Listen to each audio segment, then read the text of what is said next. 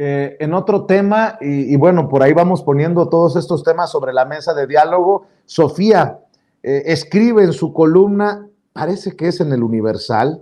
a ver, déjenme ver sí, creo que es en el Universal, el consejero presidente del INE, Lorenzo Córdoba, en contra del llamado Plan B de reforma electoral,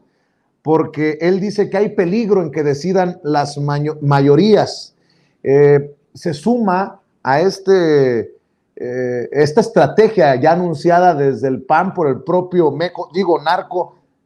Marco Cortés, presidente nacional del PAN, de que van a impugnar el Plan B en la Suprema Corte de Justicia de la Nación. Dice en sus últimos 2 párrafos de su columna, Lorenzo Córdoba: lo que ha venido ocurriendo con la reforma electoral, el llamado Plan B, es un buen ejemplo de lo que significa renunciar a hacer política democrática. La coalición gobernante, que cuenta con una legítima mayoría en el Congreso, ha actuado como si fuera omnipotente, imponiendo sin más nuevas reglas del juego electoral sin procurar ni pretender un mínimo consenso con el resto de los actores políticos. Se despreció el diálogo, el entendimiento, incluso sin empacho. Los diputados de la mayoría ni siquiera se dieron el tiempo de leer lo que estaban votando. La discusión, el análisis que requiere toda decisión seria y, por supuesto, el acuerdo. Se trata de una triste y penosa expresión de la vocación autoritaria de quienes piensan que el ser mayoría les permite hacer lo que quieran, y esa renuncia a la política inevitablemente erosiona a nuestra democracia.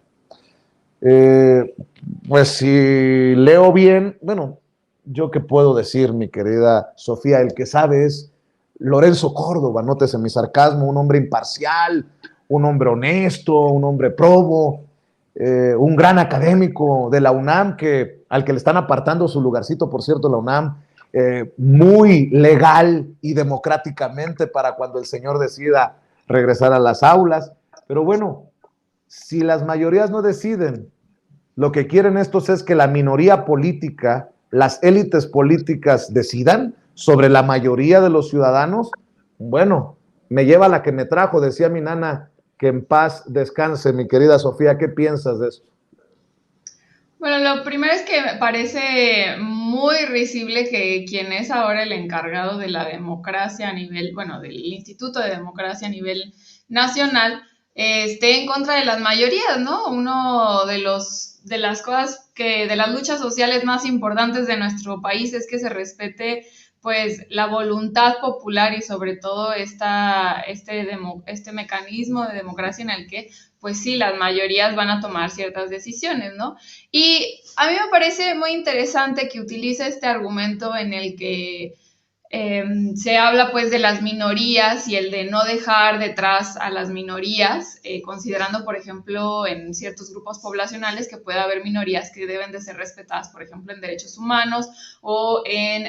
cuestiones también importantes o de relevancia para que las mayorías no les afecten o les perjudiquen, ¿no? Pero creo que ahí está el detalle y esta es la parte más interesante, ¿no? Que cuando hablamos de minorías y mayorías y la toma de decisiones en un sistema democrático, pues sí, claro, las mayorías toman decisiones, pero también es importante que esas decisiones estén en armonía con la generalidad de una población en cierto espacio, ¿no? Y sí, no se trata de dañar a nadie, ni mucho menos, pero llama la atención que saquen a colación este argumento de respetar a las minorías también, cuando pues lo que se ha discutido, lo que se planteó y lo que se aprobó en la reforma electoral, pues no tiene nada que pudiera afectar a las mayorías en sentido estricto, sino justamente que quita privilegios en un sistema democrático que estaba siendo pues deficiente en muchas áreas, ¿no? Y creo que esto es una cuestión que ha sido muy carente en el debate público, desgraciadamente, por parte de la oposición, en que han desaprovechado una oportunidad importante para hablar justamente de las carencias de nuestro sistema democrático, de las necesidades actuales de nuestro sistema democrático, y prefieren hablar de estos vericuetos sobre la democracia, de respetar a las minorías y de que la imposición de las mayorías, y este argumento, que en realidad es un argumento que utilizan muy en contra de la democracia y de la toma de decisiones, y sobre todo para despreciar a la mayoría del pueblo mexicano, porque al final se esconde un tono medio clasista y despectivo sobre que las mayorías no saben tomar decisiones, ¿no? Y este era uno de los argumentos más fuertes, por ejemplo, para oponerse a que los consejeros pudieran ser electos por votación, ¿no?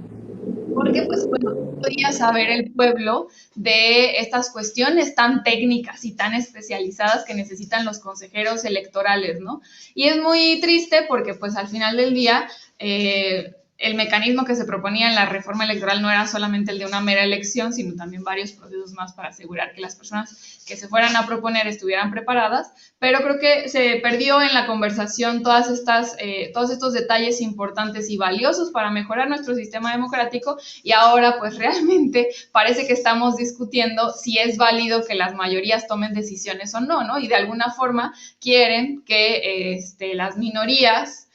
o ciertos grupos pues impidan estos avances democráticos para mejorar el sistema electoral, la toma de decisiones y sobre todo pues lo que quiere el pueblo mexicano, ¿no? Claro, voy a sonar muy antidemocrático en términos de Lorenzo Córdoba, nótese mi sarcasmo, pero el presidente Andrés Manuel López Obrador también ha presumido que tiene el 66% de aprobación contra un 28% de rechazo.